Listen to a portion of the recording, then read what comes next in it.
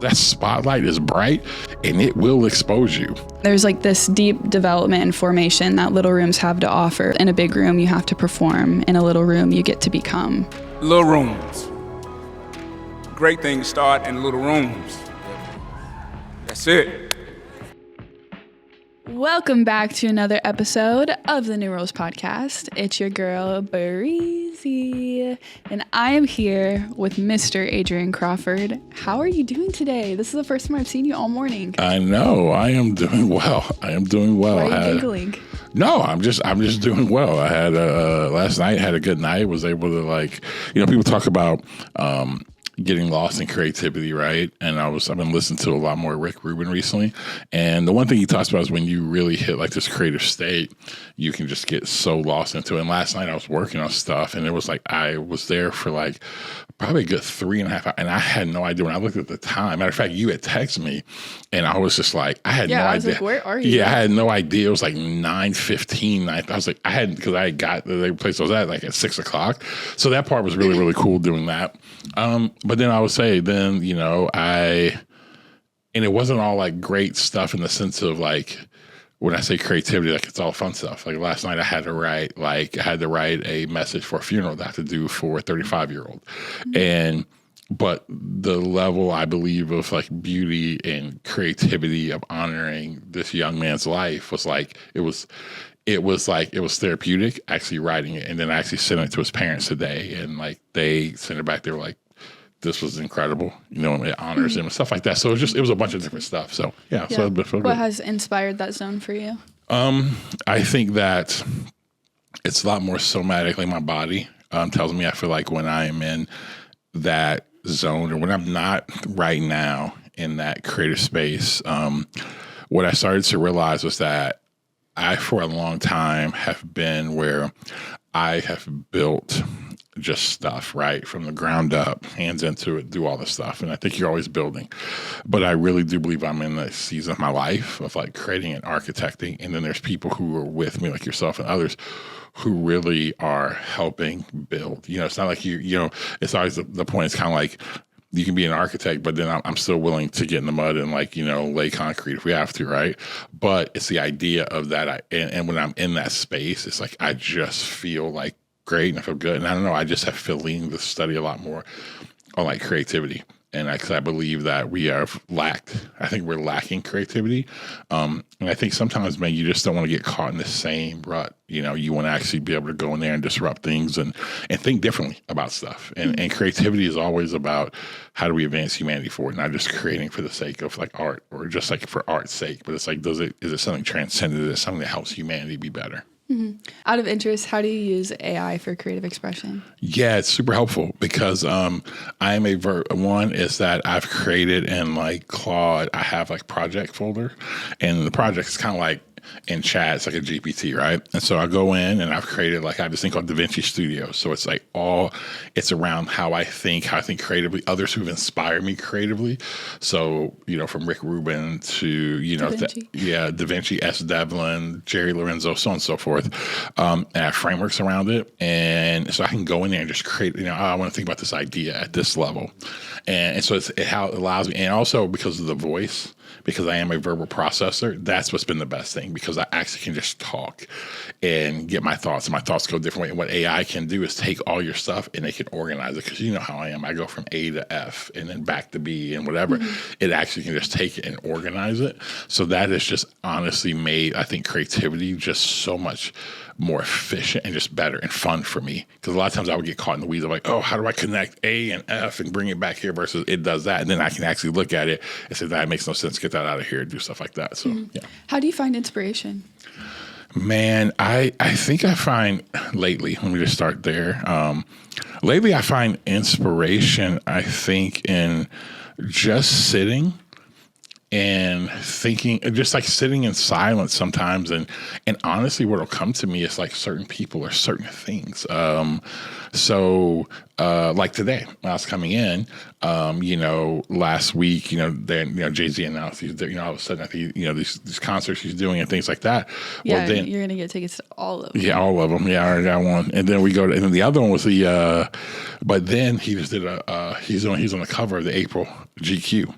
And then they did an interview with him. It's the first one he's done in years. I just saw a clip from it. And I was like, whoa, I don't think I've seen Jay-Z in an interview. And so it's like, so I was like, oh, so I'll listen to that. Because guys like that, I mean, what, again, like him, don't like him, whatever.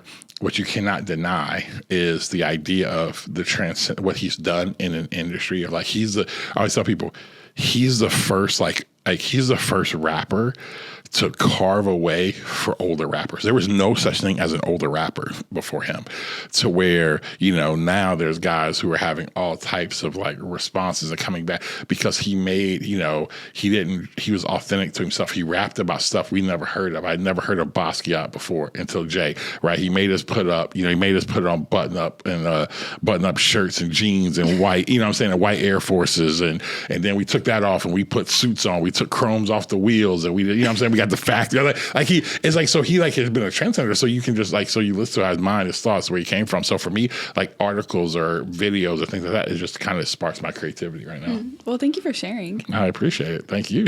Of course. Well, today we get to talk about a very special chapter. It's your favorite chapter. It's my favorite chapter. Yeah. And but it's a special one. Yep. Whenever you first finished the book, there was a few different chapters that you sent out to people. And I think unanimously, everyone was a huge fan of Little Rooms. Yep.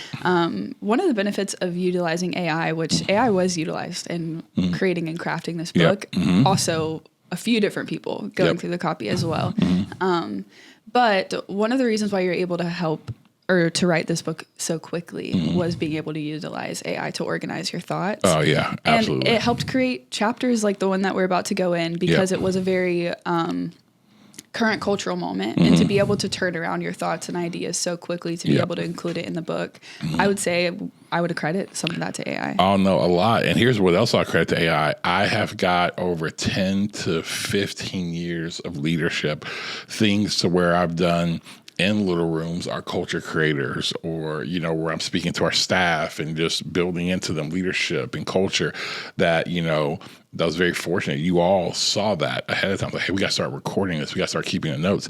So now I've taken within my creative writing or my leadership writing kind of project, I'm able to take those things and put them all there. So when I'm talking about something like Little Rooms and freestyling these ideas, here's my thoughts as I think about it, then I can say, hey, if there's anything that I've talked about before, can you bring that information up?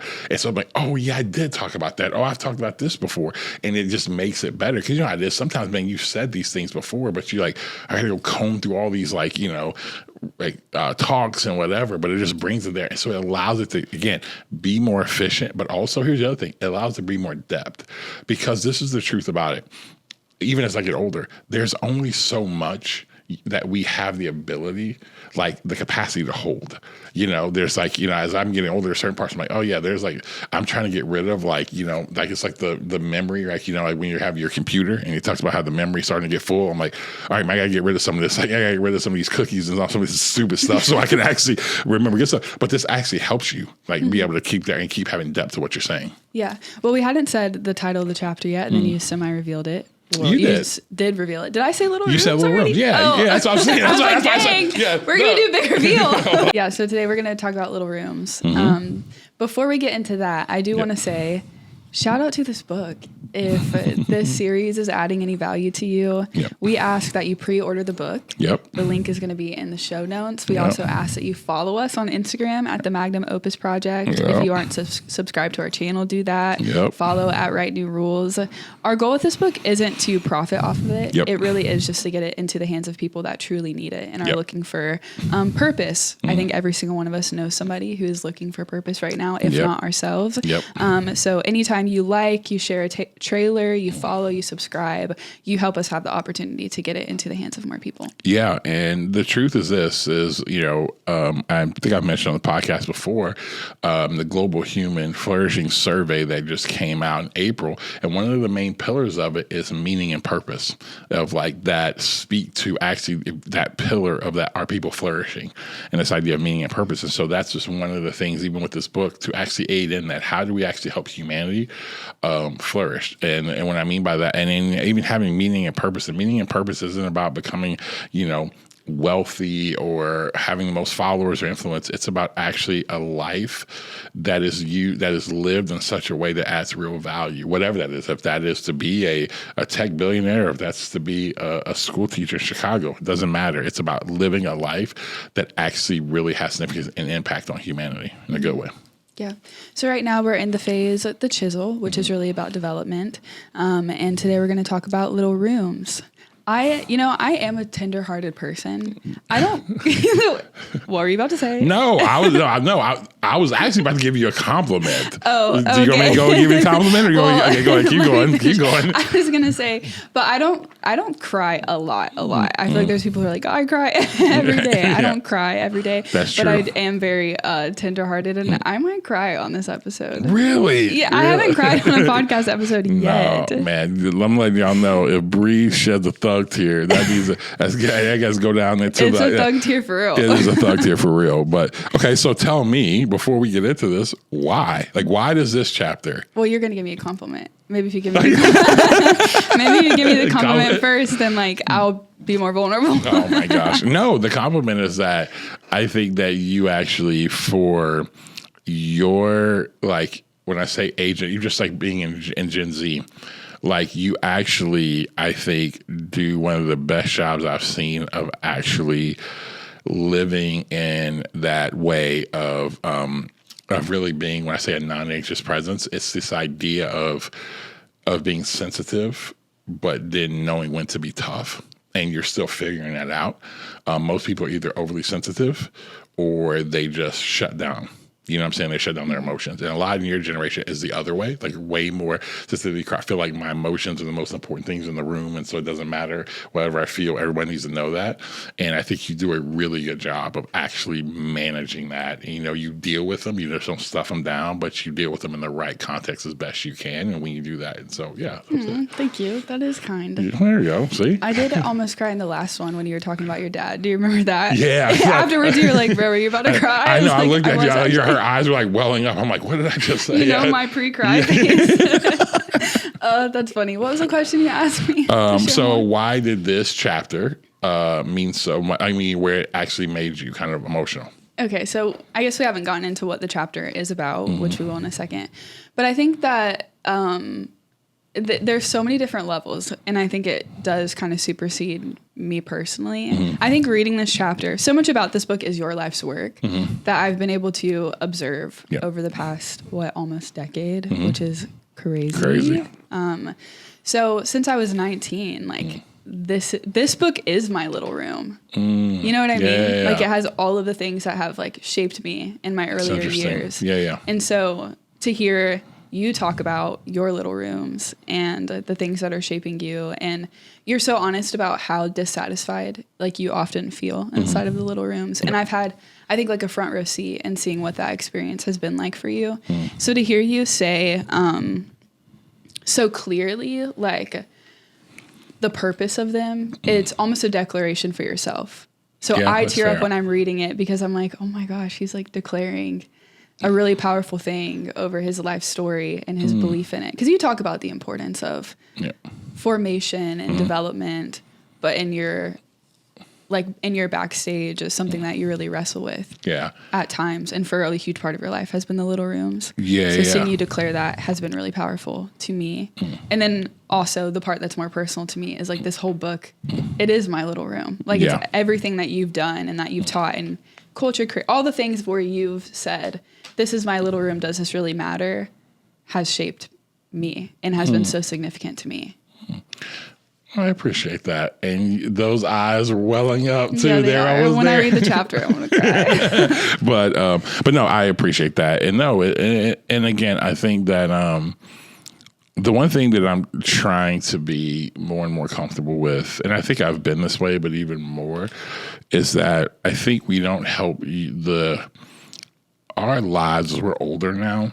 Our lives is about leaving breadcrumbs, leaving, it's like being on a journey, leaving backpacks, leaving supplies for the next generation. And I think that what happens sometimes, we don't let people in to the real raw and cut of it. So when you're on that journey, you pick up stuff that don't feel like you're crazy. That's why, like right now, I'm reading Confessions and I'm studying St. Augustine, right? This is in the 400s. And as I'm listening and reading, I'm like, and what I feel is happening in the world and going on, I'm like, oh, I don't feel crazy, because he was willing. He was like the first person to really write, that I know, to write an autobiography. And it was just, I mean, when you listen to it, it is just raw and uncut. That dude was just telling you how everything he was wrestling with in his soul. And you're like, man, how today, you're like, that's one of the greatest thinkers of our world. And I mean, really influenced Western culture so much, influenced Christianity so much.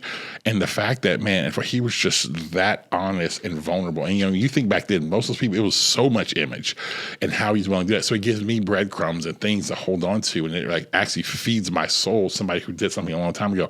And what I hope to do in these things is actually do that for whoever. It's like, man, to be raw, to be uncut, this is what it is. Yeah. And to be honest, like I hate it.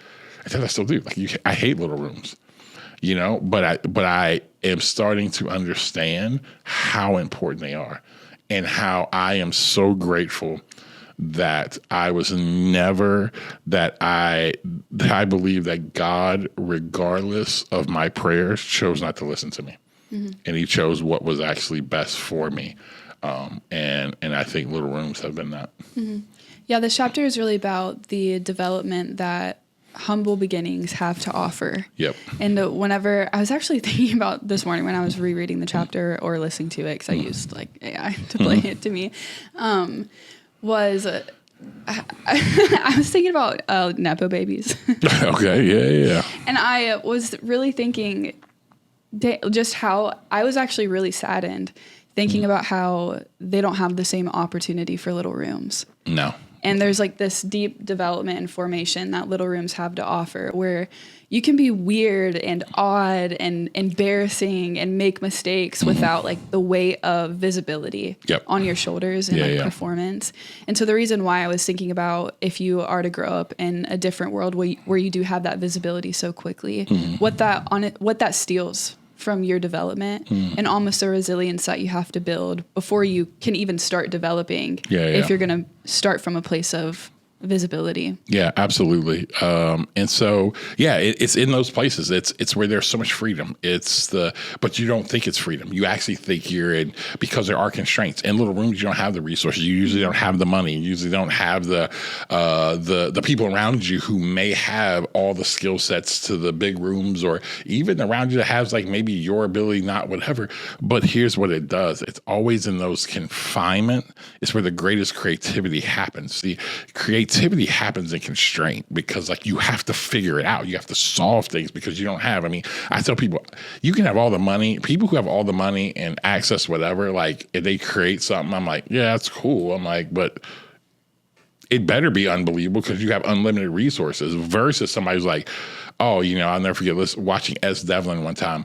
And she was talking about how when she first started, she created this stage, and it was like this box, and it was raining in this box on the stage design. And it was like, well, I didn't have that much. All we had was, it was like a little amount of money, and we had the stage. And I was like, this is the most freaking creative thing ever. Like, you know, but she had what she had, she was willing to do to see her vision become a reality. And I think some of the greatest things happening. So, like, I mean, this whole title of Little Rooms, I mean, it comes from like one of my favorite groups of all time, and one of my favorite rappers of all time is Outkast and Andre 3000. And so at the Rock and Roll Hall of Fame, he quotes Jack White from the White Stripes, because they have a song called Little Rooms. And what he says in that video, or in that speech when they were inducted, was that he was like, great things happen in little rooms. And what he was talking about was that they were known as the Dungeon Family. At that time, Atlanta was not really on the map for hip hop. At that time, it was New York, it was the East Coast, it was the West Coast. And there was these group of young kids, man, in Atlanta, in this basement with this kind of raggedy recording, dirt floors. And they began to develop this eclectic style where it was like the Southern roots where a lot of Black people understood, because of just a lot of our family came from the South, even though they may have migrated to these different places. And it had this like kind of soulful feel, but then it was just so hip hop, and they were so talented and all that. So like The first time I ever heard Outkast was a song called Southern Playalistic, right? So I was an East Coast dude, right? So I loved East Coast, but it was this song right here.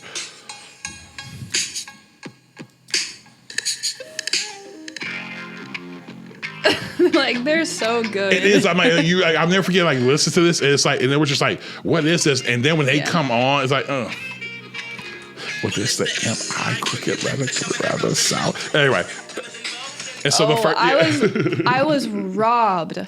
I was robbed of not being in my early 20s in this era. Yo, I'm so jealous of you. I know. It was like, listen, and when that one came out, like I was young. I was like 15, 16 in high school, and my brother.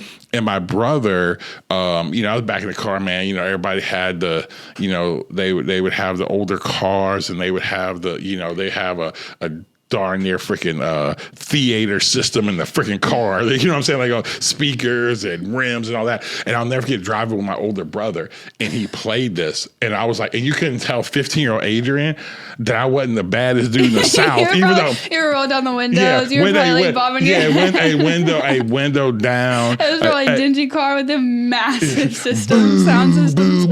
You can't even hear the words because all you can hear is the vibrating. You lean your head against the window, you start shaking. Yep. And so, but I'll never forget that. So when they came out, I was like, oh, and it was like, and here's what it was.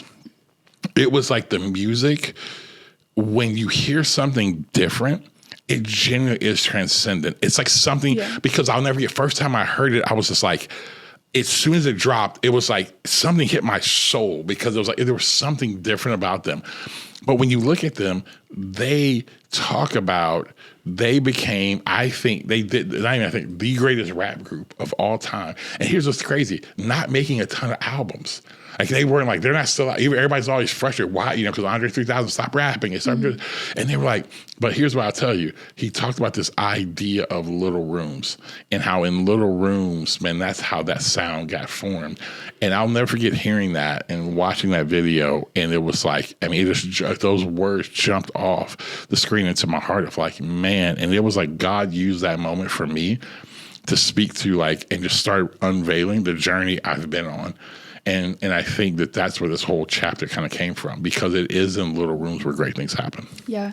I mean, I think that authenticity is transcendent. And even when you watch I think everybody saw that clip for the most part. Yeah. Mm-hmm. And the first time I saw it before it ever really became of anything in the book, it's like time stopped. We weren't even in the room. Yep. And the words that he was saying was so transcendent, because you just feel it in your soul. Yep. And you start to tear up a little bit. Yep. And so you see what it means to him. And then also everybody in the room anytime there's a really good award show speech in the entire room, because it's full of so many different demographics of people in different phases of life with different beliefs. All these talented people who are like, and who have their own egos and whatever. And you know it's something when all the people with egos sit there and they're silent. And their eyes start to tear up. Yep. And you can just feel it even within the video, the amount of wisdom that he was expressing. And he didn't have it's maybe a 45-second long speech. 100%. And all he says is great things start in little rooms.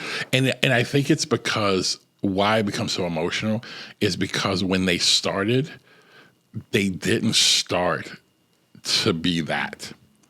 They started just to create music that they liked, that was their sound in Atlanta. And it was really, and I always tell people, when you make great stuff, it's not, I think very shallow artists make things for the masses. They start off for the masses versus like, no, you just make music for those that are around. And people just start to catch like your sound, and they like your sound. No, I just want to put that out there, and so on and so forth. And I think that's how this stuff starts. And I think that's what they saw, and and where they've come from. They had ups and downs together. They've lost people. They've done whatever. But man, they started in that room, and it was like, and what they didn't know is that's the thing. They didn't know they had lightning in a bottle in that room. And I think that's what I look back on that moment, on moments where I've been in little rooms, and it's like, it's in those rooms you don't know you have lightning in a bottle. You don't know how special those moments are until those moments have passed, and you look back, you're like, oh, that's the moment. And I think sometimes you have like you have sorrow, you have sadness because you're like, I wish I would have been way more present in that little room because you didn't realize what you were making in that room. And I think that's where a lot of the emotion comes back. I know when I reflect back on things that I used to regret or I didn't like or those moments, why am I not doing this? I'm like, man, those were some of the best times. And I wish I would have embraced and been more present in those moments. Yeah, I think another reason why that moment was so transcendent was because you could feel how much he has actively like honored the little room. That's it. Yes. It's like he still lived everything that he developed within the little room. Yeah. And like went like very, I guess like strong links to make sure that it stayed with him. So when he was at some of his most popular, he hid himself from the spotlight.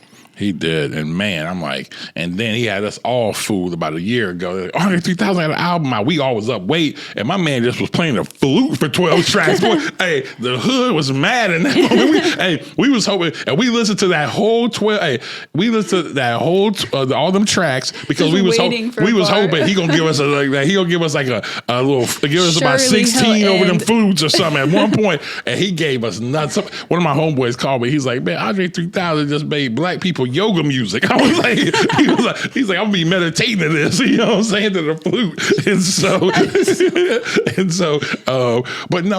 But he did. And I think that's where, you know what, it used to frustrate me because I'm like, man, I mean, Andre 3000 to me, and this is a very, and people know how much I love Jay-Z.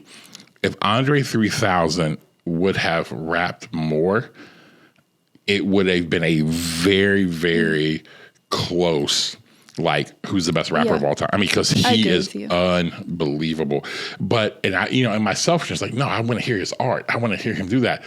But I also appreciate it because, you know what? I haven't heard it. So whenever he does jump on something, like he jumped on Killer Mike's album, and it was just unbelievable. Or when he'll just, you know what I'm saying? He's just kind of like just pop up anywhere, you know? I'm like, just like out of nowhere. You ain't heard nothing from Andre 3 Stacks, and next thing you know, he just pop on a random dude's track. You're like, yo! And it's always great. And so I think that's what it was. But I appreciate what you're saying about him.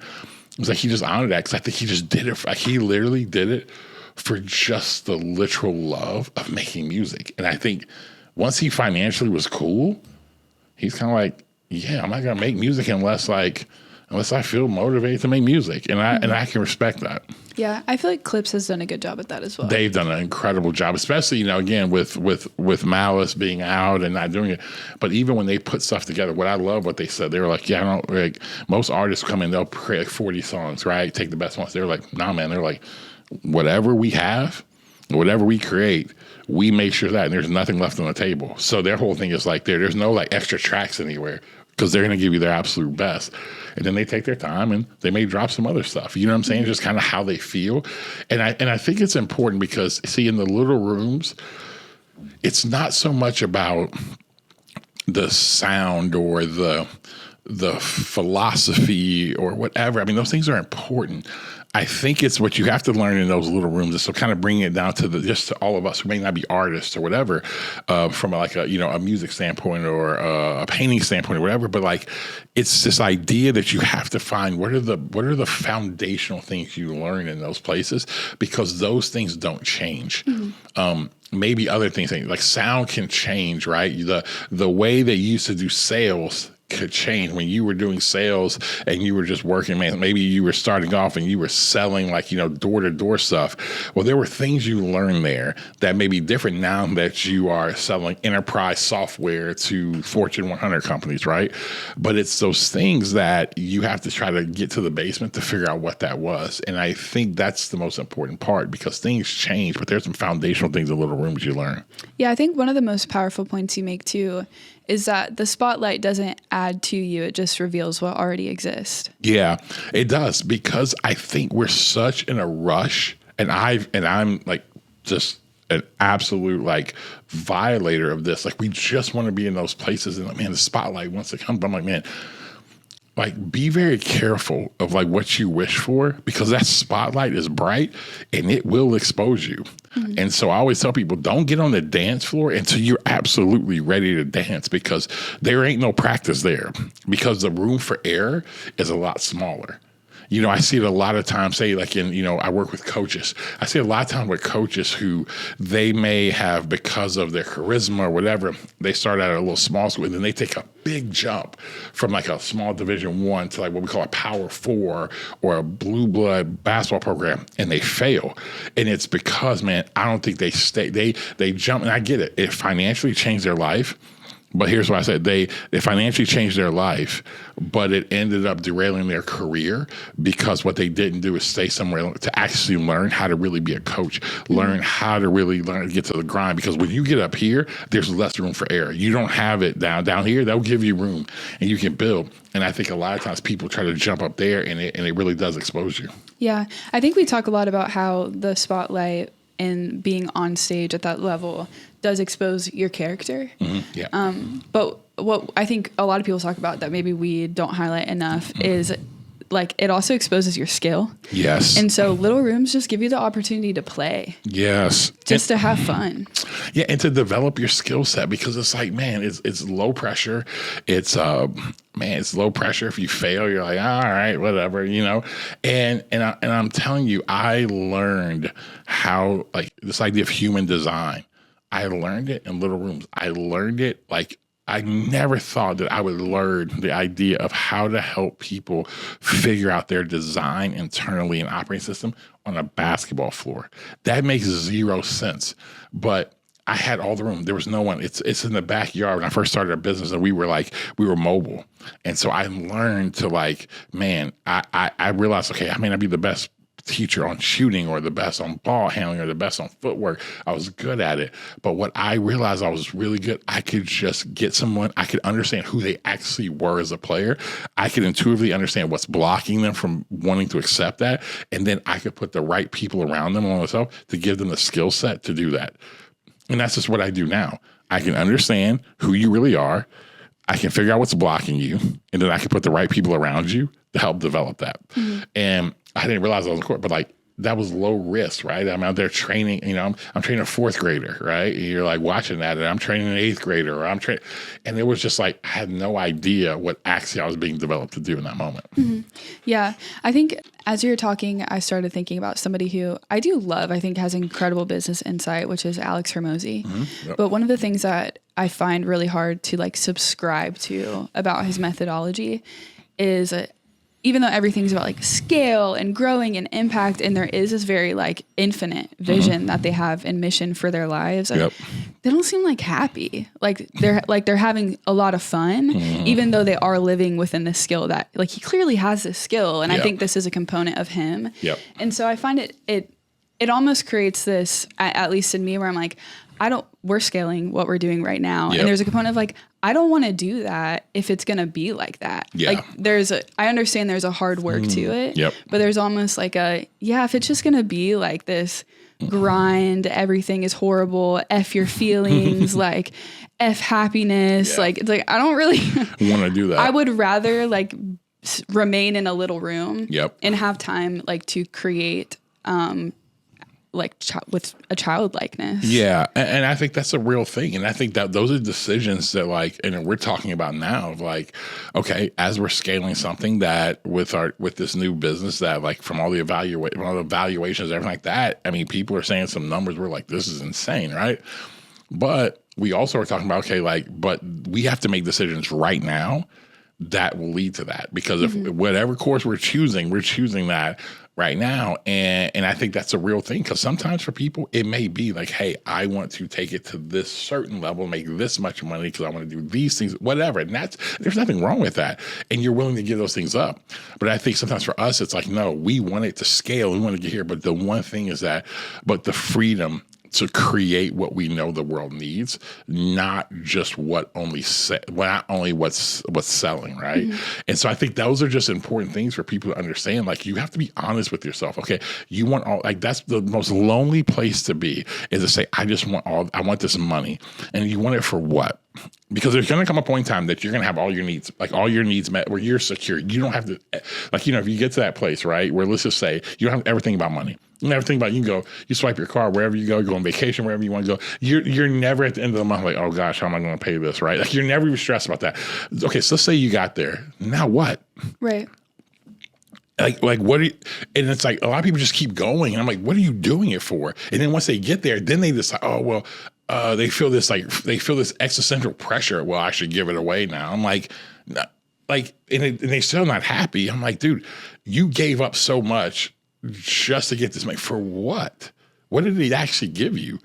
When really, and you're unhappy, I think a lot of times people are unhappy because they're still chasing and doing stuff because they don't even know what they're trying to aim for. They don't have any idea why they're doing that, why they want to launch this many like successful people and entrepreneurs, whatever. That's great, but why? Why do you want to do that? And again, your motivation has to be something that's beyond just you. And so I think a lot of people lose stuff and they lose that creativity, that ambition, all the stuff that happens in little rooms. Yeah, and to be clear, I love the Hermosies. Yeah. I think that they have taught me literally so much about how to turn an idea and translate it into like actionable behaviors and repeatable behaviors. And I'm the first person to wake up and be like, all right, we got to get this spreadsheet, knocked out so that we can prove this model, these numbers, whatever. And then there's a component of, though, I guess like the iconic Dead Poets Society quote that I'm missing off the top of my head, but it's like, art, humanities, creativity, writing, reading has a soulfulness that repetition, predicting the pattern so that it can be repeatable and constantly predictable doesn't have. That when you're trying to grow something, and get to like a big room, that there is this, I think like fear that you sacrifice one for the other. When there is a way to do both, you just have to be so intentional and thoughtful about not losing the principles that you developed within the little room. Yeah, no. So I'll give you a great example because I've been thinking a lot about that based off of where we're at right now. And in a little room, which was like kind of considered that like the first business I started, it was this idea where I always wanted every kid to have an opportunity to do basketball training, whatever. And again, this is a new industry. And so sometimes kids who look like me, like could not afford to do like, come in, parents pay extra cash to go do training, whatever. Well, I saw it before where there'll be people like myself who wanted to help kids like that. And then they would go to those places. And then within 2 years, they'd have to shut down because they actually just couldn't afford it anymore. Right. And so for me, what I was like, I want that. I want every kid to have an opportunity. It doesn't matter. Black, white, Latino, it doesn't matter. I said, so how can I do that? So I actually started my academy on the wealthy side of town with the whole means of knowing this. If I create a model that's strong enough, I would never have to turn a kid down. If a kid was willing to work, I would never have to turn them down. And so, you know what? I took heat for that because literally I had black people saying, oh, he just went over there on the white side. He just took for a money grab, whatever. And for me, the whole goal for me was like, no. I'm trying to give these kids a chance, but I've got to do this first. And it was, and that's why, again, we were able to create a culture and dominate, and still are, dominate a market because we started that way, because we had a financially sustainable thing. And I think now I was thinking about that in that little room running that, now we're going to something that's at a large potential global scale. It's still the same thing. How do we do this to create a stable model to really go do what we really want to do? Yeah. And I think that's that tension you have to live in. Yeah, absolutely. Okay, well, why don't I read like an excerpt from the book, and then I have a question from it. This is one of my favorite excerpts from Little Rooms, though you must read the whole chapter, so pre-order the book. Okay, where should I start? So this one is called The Freedom of the Basement. It's a little bit long, but only like maybe 10 sentences. All right. Okay. We live in a time where everyone is chasing the big room. We want the boardroom, we want the arena, we want the viral platform, we want the title, but the truth is simple and often inconvenient. If you skip the little rooms, you skip the formation. Little rooms give you a freedom that you don't get anywhere else. They give you the freedom to be wrong, the freedom to experiment without consequences, the freedom to find your voice before the critics can hear it, the freedom to build your conviction without needing applause. In the big room, you have to perform. In a little room, you get to become. Jack White said it best, when you're in a little room, you have constraints. You only have a guitar and a drum. You have to make it work. But when you get to the big room, when you have the budget, the staff, the technology, you get lazy. You stop creating and you start managing. Little rooms are where you stop copying and start excavating. The part where it says in a big room you have to perform, in a little room you get to become, I think is one of the greatest sentences in the book. How do you embrace the little rooms whenever you're in them? I think now, at this part of my life, are you asking me for like right now in this moment? I'm asking for you and also for those yeah, that find themselves in maybe earlier seasons. Yeah, so I'll start with me right now. Why I wanted to embrace little rooms is because I want to show those who are younger and starting off, or not even just younger, but starting off in whatever they're doing, they're like, man, that you can like, that these rooms are so good.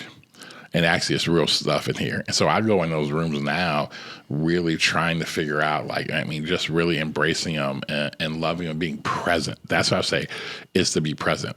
Like us starting what we're doing right now with our new company, it's probably the most present I have been in doing something. And I think that's why it's been like probably the most painful thing, because I've been more present, because I actually realize, I think right now, it's going to be those stories that we look back on here and we're like, oh, yeah, it was when we were doing this. It was when we were trying to figure out this financial model, about to kill our consultant because it's taking forever, right? Shout out to our guy. And then he's great. But it's like, but it was those moments where I'm like, no, that's going to be the moment, right? It's just doing this podcast. It's just like, it's this, why do we do this? Oh my goodness. This podcast is my little room for real. Y'all don't go out to Outkast. Like it really is. And it's like when we did this podcast, and it's like, man, it's not like, oh my gosh, we got like hundreds of thousands of people, but we literally said, we're doing this to just create content. We're doing this to help develop, we did this to help develop you, and actually being able to communicate, speak, and watching you over this time develop, and just your ability to communicate and your thoughts and ideas, how it's helped you, not just here, but more than anything else outside of here. To me, that's the point of these things. And I think that's where I've had to really shift. Like this book, I'll be honest with you, for the first time with this book, with anything I've done, I don't give two craps if it goes to like 10,000, 20,000. It could go to like 400. Like I'm buying 250 books out of my own pocket to give away. Because here's what, because I actually believe in it so much. I'm like, no, I just want to give it. Mm-hmm. I wrote this because I just want to give it. And now you can order it. And if people want to order it, great. It's not going to be like, oh man, are we going to eventually put it on Amazon? I don't know. You may just go to our site and get it and order it. And it may just be one of those rare things you can find. But that's for me why I'm doing it. That's the scoreboard. The scoreboard for me is to get these thoughts out there to the world and get them into the hands of people. And whatever you want to do with it, you do with it. You pass the book along. Oh man, you can go, oh, who's that book? Oh, and whatever happens, it happens with it. But I've been so just assumed I want to make things just because I want to make them. Mm-hmm. And some things like we're doing with this company, I believe that it can really impact the world in such a significant way. But so I know that's where, like, okay, here's the impact. But some of this other stuff, I just want to create and make and talk through ideas and do the stuff that we do here. Listen, that book came by doing this podcast, because I was able to sit here and talk through ideas. Mm-hmm. And like, oh, I like that. Or then when we talk, or even something that had nothing to do with what we were talking about topic, and I go on this floor, I'm like, oh, that was really good. I got to go back and remember that. And then I put it in the book. And so I think that's where all this is important. I think you have to understand this, what I'll say. How do you stay and how do you show up in little rooms? You got to have the right scoreboard in them. You have to know what you're trying to accomplish there, because it's stupid to think everybody wants to be in a little room and go viral. Everybody wants to be in a little room and be influential and pop off and do everything like that. It's in the little rooms where you're saying, what am I trying to do here? It's just my moment I'm in. And what does it mean to win every day in that room? So right now at your job, that you may honestly have the ability to be a CEO, or you may have the ability to be the principal of that school or whatever. But right now you're a school teacher. Right now you're a junior analyst. So here's what I'll say. What are you doing right now that is actually, what's the point of being a junior analyst? It's to actually understand the financial numbers, so that when you're a CEO, you remember what that was. Mm-hmm. You understand the whole intricacies of the business. So when you get to that point, you know all of it. What's the point of right now being a school teacher? Oh, because I actually know what kids, how are they learning nowadays? Because a lot of times you get being a principal, you're removed. You're learning all those things right now in this moment. And so I think if you can have the right scoreboard, it allows you to stay locked in that moment. Yeah. As we start to grow in our resources and access to talent, because we're having such a significant shift internally here in all of those areas. How do you think that you're going to protect for you the ability to create what you want to create whenever you want to create it, as the responsibility is still growing externally to consumers and investors and all of the things? Because what I'm going to say and what I have to bet on is this. I have to bet on, like, what I'm going to bet on is my ability. Very few people, and this is what really hit me. After 5 years, 80% of those small businesses go out of business. After 10 years, it's like, I think the number goes down to like some crazy, like 5%, or like, so they don't exist anymore. Every business I've started has never failed. And I say that because that is literally, I think it's two things. I think it's the unbelievable, I believe it's the grace of God, but the grace of God falls on people. He uses humans. He gives us the ability. He does those things. So it's one of those things where I'm like, it has everything to do with me, nothing to do with me. You know what I mean? And I say that is because why I'm able to do this, because whenever I've been in different industries and started different, legitimately things that did not exist, that were in a less than 1% of things. Well, if it was starting a basketball academy, there was less than 10 in the country, in a city where it makes no sense, it's a secondary city, to starting a church, being a black man in the South, where it was less than 1% when we started it, but now it's up to like 18%. It was rare air. And so I've always created space that's rare. So my whole point is this. What people have to bet on with us is they have to bet on the fact that, like, what we create, what we do, how I do it, that it's going to lead to those types of changes. And I just rather do that. You know what I'm saying? It's the idea. I'd rather like go out that way than go out somewhere just trying to prop up and just like have money, because that's just not me. It's not authentic. It's not whatever. It's just, and so I just want to live that way. You know what I'm saying? Mm-hmm. Because I have to go home and I have to fall asleep with my, I go home and I fall asleep with myself. Right. So in that, like, I gotta be okay with that. I do exactly what I feel like I was supposed to do. I got my friend recently called me and told me, he's like, at the end of your life, your name will be like, he's like, and he said, your name will be faithful. That's all I care about. What I care about now is that when my life is over, I was incredibly faithful to what was in front of me. That's all that matters to me. Because faithfulness at the end is what matters. Not how much money I make, not how many people know me, not whatever. Do I think people will know me? Do I think yes. But here's the point. But at the end of life, my life is mattered. Was I faithful to what was in my hands? And so to answer your question, that's how I'm going to do it, because I've got to be faithful to that. Yeah. One of the things that's been really cool as we walked into a different season of time is I feel like earlier on we would maybe violate components of authenticity, things that we believed that we were supposed to do or say. Not major things, but things that over time, like, we could tell that they were eroding us. Yep. We're like, dang, like, this isn't what we're about. We're having a little bit of slippage, and unknowingly. And then I feel like now what has been so cool to see is because we had those opportunities, like we had the massive client giving us, X amount of money, and we have no idea what we're doing. And we're like trying to figure it out as we go. We don't even know what we believe in. And then when we do, we're like, oh shoot, we kind of already put ourselves in this other direction and having to figure that out. And I think all of those different phases, which would be our little rooms, has now set us up in this phase of like where what we're asking for, where we say we're going, the responsibility we're taking on is so crucial and so important. The groundwork for that. I've found as that pressure has increased that we've showed up with so much more conviction of like, this is what we're trying to do. If you're either about it or you're not. And if you're not, we're just going to keep it moving. Yeah. I mean, listen, as I'm getting it, we're in this VC world now. It's, you can just, here's the product, here's what you do. We can say everything we're doing is all AI all day long. And right now people write checks for AI, right? Mm-hmm. But when you're talking, and that's important, but when you're now talking about, but we so much in the human component of it, that cuts out a lot of people. Because, why? Because that costs more money. You got people work. So that's just more overhead. And I'm like, we're not going to compromise that. So it's just like, okay, well then, but I do believe there are the right number of investors who are out there who actually get behind it and kind of go from there. I mean, we're also writing Substack articles that like people would probably read and be like, you can't put that Yeah, You can't say that I know, when you're asking for what you're asking or doing what you're doing. You might compromise it, and we're like, eh. Yeah, no, that's what I'm saying. I'm like, hey, read whatever, do whatever. And again, it's this idea because again, like even as I'm looking up, I kept looking behind you because I have this quote on my wall, and it's from Jay-Z when he did God Did, and he says like, you asked me like, man, the conviction now because like I'll be speaking to the souls of men, those willing to die for the existence for this cold world has chose for them. For me, it's speaking to the souls of the next generation that the rules are changing and you can write them, but you have to write them for the betterment of humanity, not just for your own selfish ambition.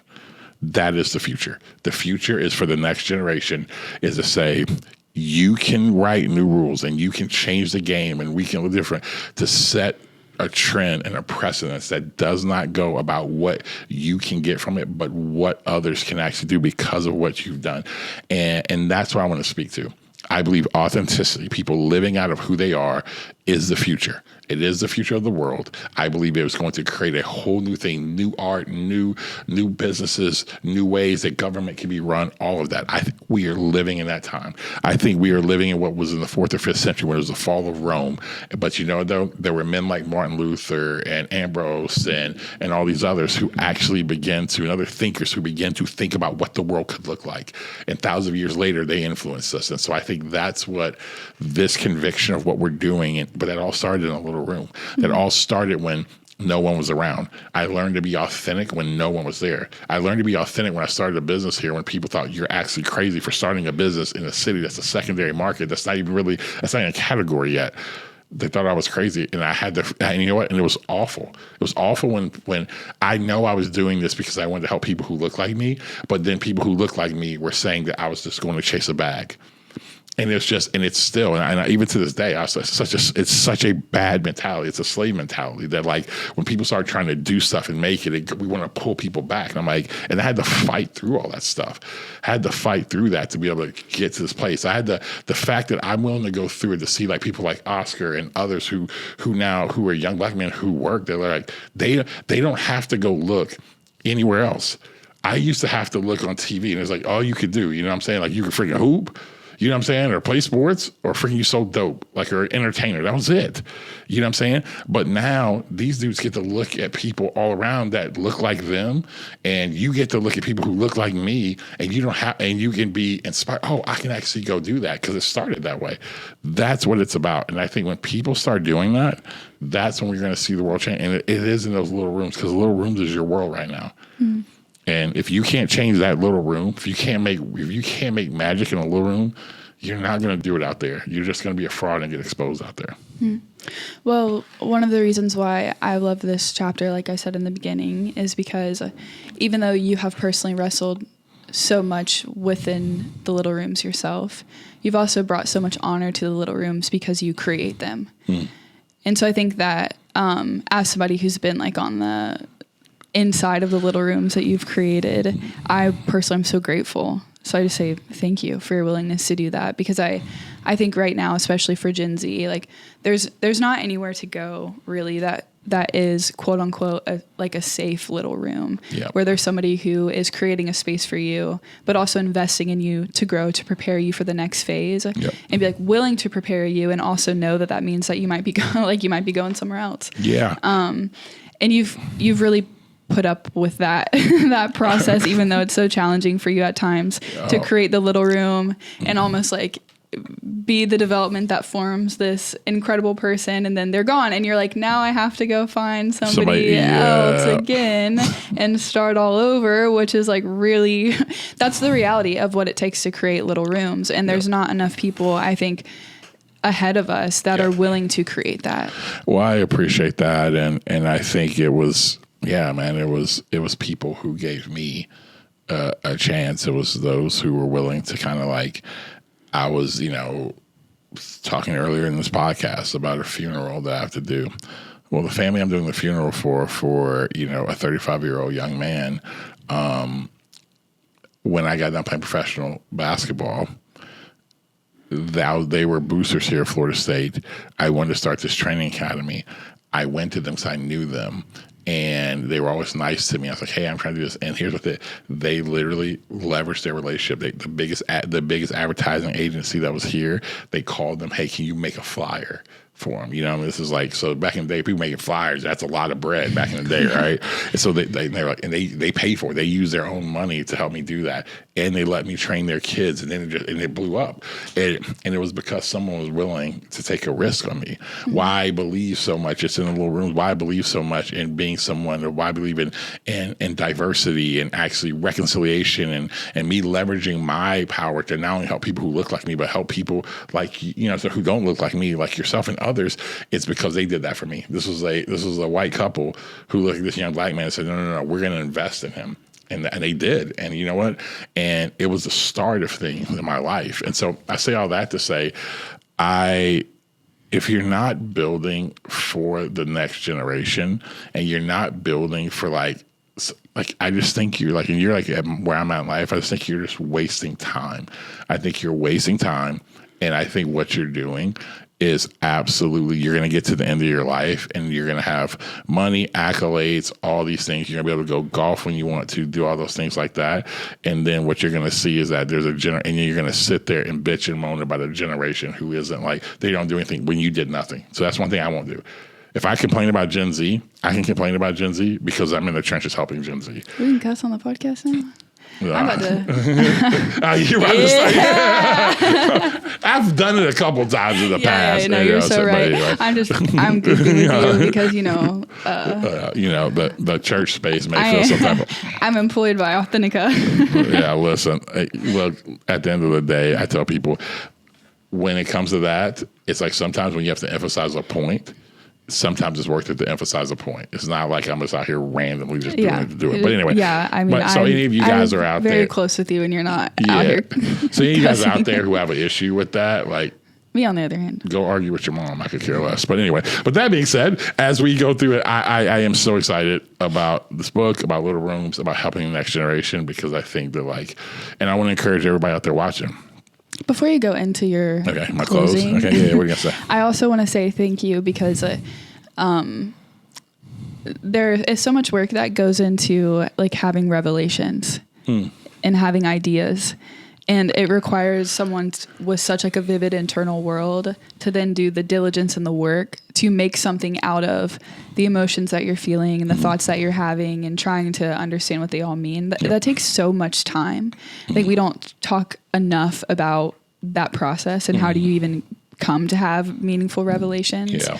And you do that so intuitively, and you do it in the little rooms and you do it in the big rooms. Yep. And the work that you put into being able to understand those ideas, even when you oftentimes feel insane. It's like, I'm just kind of saying what's going on inside. I don't even know if this makes sense, but I feel like it's onto something. Like all of those ideas that you've committed to understanding and then communicating, like those are my little rooms, this is the part that will make me cry. But this is a part that's inside of the book, inside of Culture Creators and all the other places, all like what we talk about on the podcast. And so I just say thank you, because my like little room isn't just like a room, because I'm not sitting in a room like an artist. I mean, we do things like that, of course, so many things like that. But like I'm most of the time just in a room hearing ideas and trying to understand which of them really matter. Yep. And you've been someone who's been like a very consistent and present voice in my life, just like shaping my world because of your resilience to understand and communicate your own ideas. I appreciate that, Breezy. Thank you. No, I do. And I do give you your flowers, because you know what? Even writing this book, I would have a thought, an idea, I put it out there, and you're like, no, you can make, there's more to that. And then like, I'm like, whatever, I just want to get this out. Like, you know what I'm saying? And I do appreciate you pushing. Yeah, we actually had the final copy, and I texted you. I was like, hey, I know I haven't edited it, but I'm going to edit. Yeah. Well, I don't even know if I asked. I said, no, I'm going to go through it before it's final. And you know what? And when we went back through it, I'm like, oh yeah, it was just what was needed. And so again, I think this is what keeps me like moving and going, is just trying to create those spaces for that. And so I want to encourage all of you out there that like, whatever little room you're in right now. That could be the mom and dad right now, that the little room you're in, you just got a newborn, and you're both working jobs, and you're trying to figure out, what am I, you had all these dreams and aspirations, and now you're like, man, life is just now going toward this little child. That is your little room, because in that room, you're going to learn so much in that moment. To the college student right now that's out there, and you're in your dorm room and you got all these big dreams and aspirations, man, listen, it's in those little rooms. It's at that college campus that you may be meeting your business partner right there. You may be learning in that one class. You were just happen to walk into you walk into the right building at this one time, and this one professor who believed in you, and it led to, be there, learn all you can, enjoy, embrace. That's the whole thing. How do you live in little rooms? Just be there. Don't try to be somewhere else. Just literally be in the little room. If you're there, I promise you, without a shadow of a doubt, it will help shape you in your future. Until do next, not despise the little rooms. Do not despise little rooms. Until next time, keep writing new rules. Boom.